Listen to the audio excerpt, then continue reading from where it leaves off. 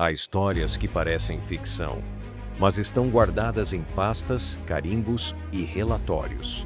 Durante meses, no fim de 1977, uma pequena cidade do Pará virou palco de algo que ninguém conseguia explicar.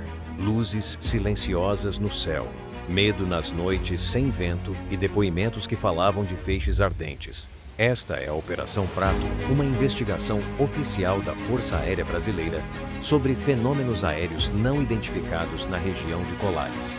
No litoral do Pará, os relatos se multiplicaram ao longo de 1977. Moradores descreviam corpos luminosos que surgiam sobre rios e casas. A imprensa local noticiava aparições, perseguições no céu e pessoas feridas. O fenômeno ficou apelidado de chupa-chupa pelos ribeirinhos, um nome que misturava superstição e medo diante do desconhecido. Em outubro daquele ano, a aeronáutica montou uma equipe para observar e registrar o que acontecia.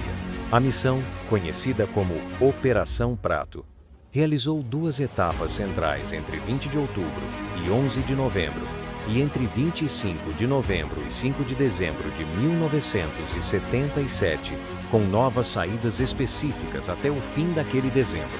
Os militares anotaram trajetórias, cores e velocidades. Produziram croquis, fotografias e relatórios que depois seriam encaminhados às instâncias superiores e, anos mais tarde, ao Arquivo Nacional. À frente do grupo de campo estava então o capitão Uirangê Rolanda, nome que apareceria décadas depois em entrevistas sobre o caso. Segundo os registros e depoimentos posteriores, a equipe instalou vigílias noturnas, percorreu pontos de observação na ilha e no continente e catalogou ocorrências classificadas como corpos luminosos com mudanças súbitas de direção e altitude. Os documentos preservados registram desde passagens rápidas no alto céu até aproximações a baixa altura.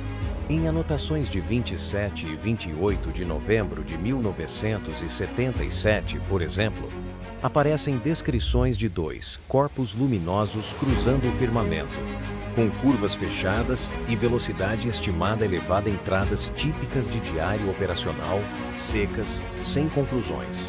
Enquanto isso, a população seguia relatando efeitos físicos, dormências, queimaduras superficiais, sensação de calor intenso. Parte desses relatos foi colhida oficialmente. Outra parte por médicos e autoridades locais, incluindo depoimentos públicos anos depois da médica Welaide Cecim Carvalho, que atendeu moradores e descreveu marcas que associavam, na época, aos feixes de luz. Os documentos militares classificaram os testemunhos por qualidade da fonte e exatidão dos dados, um procedimento padrão de inteligência, e registraram também casos com efeitos físicos. Nem tudo, porém, ficou no papel. Em entrevistas concedidas em 1997, já na reserva, o Uirangê Rolanda relatou que sua equipe também teria observado objetos a curta distância durante vigílias, declarações que reacenderam o interesse pelo caso e antecederam a abertura de mais acervos ao público. Naquele mesmo ano, ele morreu. Registros oficiais apontam suicídio em 2 de outubro de 1997. Fato noticiado por publicações civis e órgãos públicos.